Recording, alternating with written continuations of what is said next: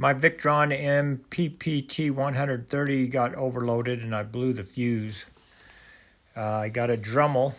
I got my Dremel and just went in here and just went below. There's some rubber up in here, but I'm just far enough below that I didn't cut into the rubber and just cut this little rectangle out. And then you'll notice these newer ones have a fuse that look like this, and I just pried this fuse up. And the prongs, when I pried it up, the prongs stayed in there from the fuse. You noticed right here. And I ordered another fuse right here. And I'm going to put this in. I'll show you how I do that in a few minutes. Okay, so now I've got the new fuse in here, and this dowel right here helps keep it pushed down so it makes contact with the part that came out of this when I pried it up.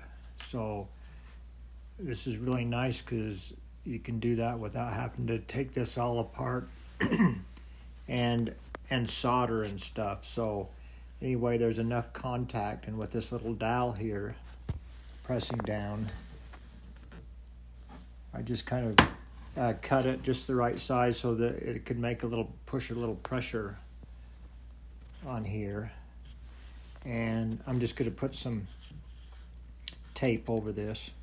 I'm not going to try to put the little plastic piece in there. I'm just going to put some tape in it, and I'm going to put it on and see what happens. Hopefully it'll work. Okay, so I got it reinstalled on my little board here, and I got it set up, and I put the wires in, and before this was flashing and there was a yellow light flashing, and on my Wi-Fi when I looked at the app it showed that there was an error, and now that is stopped.